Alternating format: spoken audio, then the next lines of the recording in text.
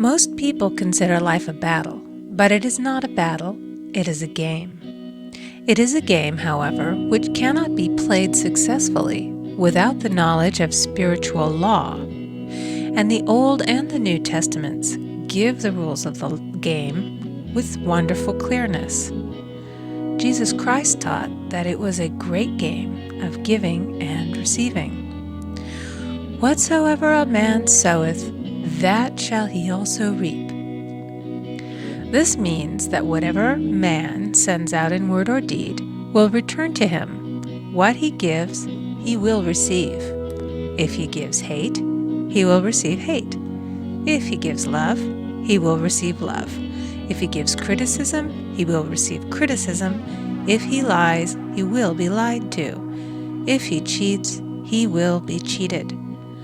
We are taught also that the imaging faculty plays a leading part in the game of life.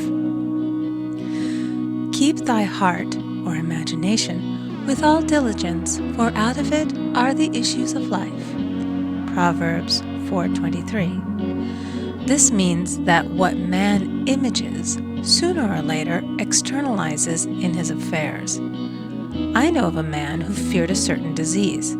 It was a very rare disease and difficult to get, but he pictured it continually and read about it until it manifested in his body and he died, the victim of distorted imagination. So we see, to play successfully the game of life, we must train the imaging faculty.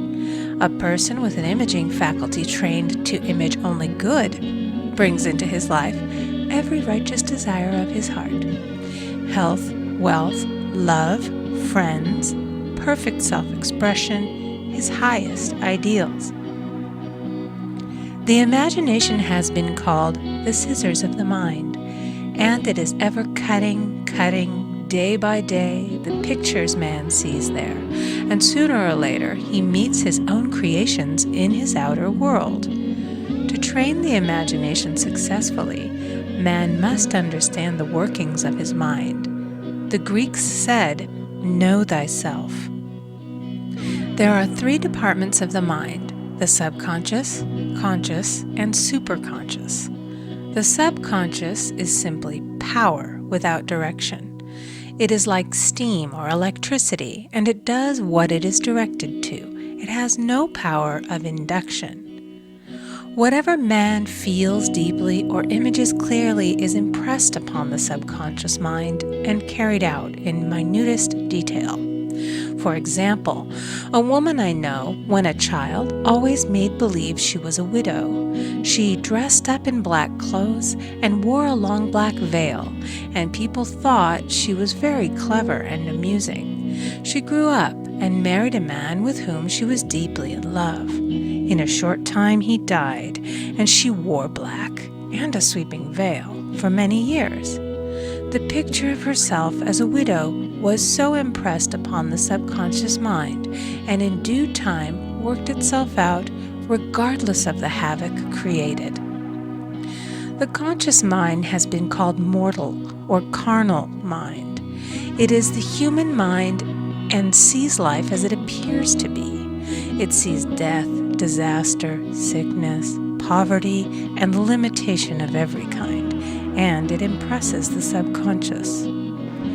The superconscious mind is the God mind within each man and is the realm of perfect ideas. In it is the perfect pattern spoken of by Plato, the divine design, for there is a divine design for each person. There is a place that you are to fill and no one else can fill, something you are to do which no one else can do. There is a perfect picture of this in the superconscious mind. It usually flashes across the conscious as an unattainable ideal, something too good to be true. In reality, it is man's true destiny or destination flashed to him from the infinite intelligence which is within himself.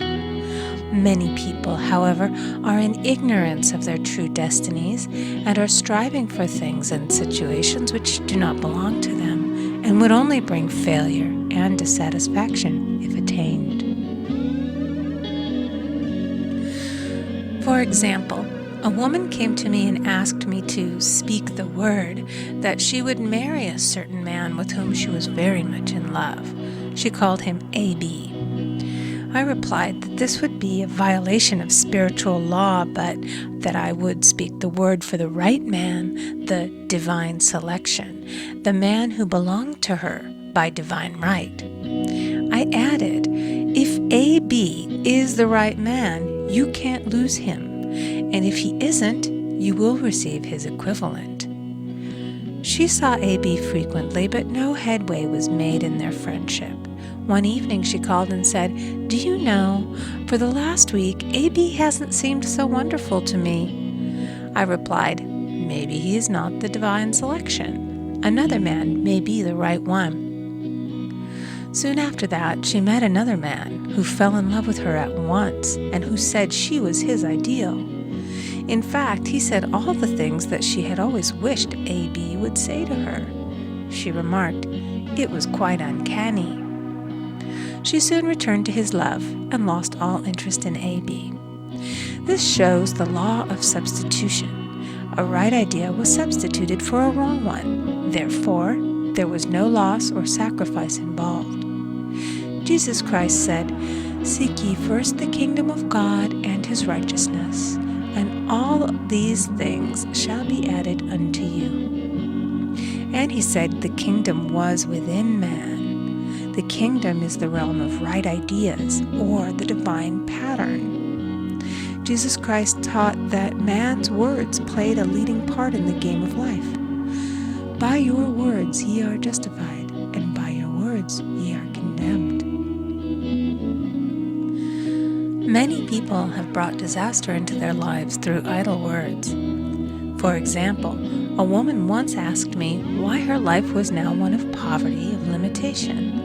Formerly she had a home, was surrounded by beautiful things, and had plenty of money. We found she had often tired of the management of her home and had said repeatedly, "I'm sick and tired of things. I wish I lived in a trunk." And she added, "Today, I am living in that trunk." She had spoken herself into a trunk. The subconscious mind has no sense of humor, and people often joke themselves into unhappy experiences. For example, a woman who had a great deal of money joked continually about getting ready for the poorhouse. In a few years, she was almost destitute, having impressed the subconscious mind with a picture of lack and limitation. Fortunately, the law works both ways, and a situation of lack may be changed to one of plenty. For example, a woman came to me one hot summer's day for a treatment for prosperity. She was worn out, dejected, and discouraged. She said she possessed just $8 in the world. I said, "Good, we'll bless the $8 and multiply them as Jesus Christ multiplied the loaves and the fishes." For he taught that every man had the power to bless and to multiply, to heal and to prosper. She said, "What shall I do next?" I replied, "Follow intuition. Have you a hunch to do anything or to go anywhere?" Intuition means intuition, or to be taught from within.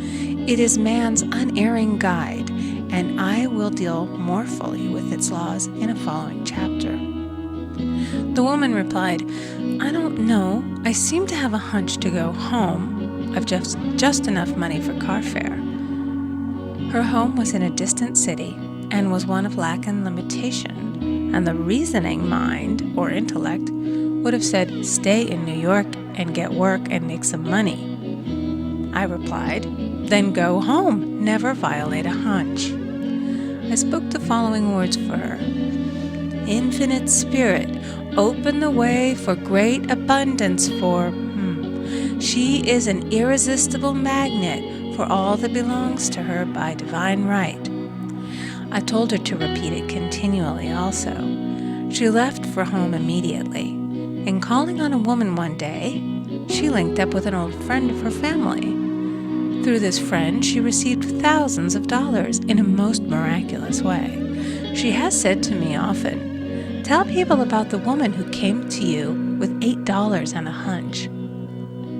There is always plenty on man's pathway, but it can only be brought into manifestation through desire, faith, or the spoken word. Jesus Christ brought out clearly that man must make the first move. Ask, and it shall be given to you. Seek, and ye shall find. Knock, and it shall be opened unto you. Matthew 7:7. In the following chapters, I will show how man can change his conditions by changing his words. Any man who does not know the power of the word is behind the times. Death and life are in the power of the tongue. Proverbs 18:21.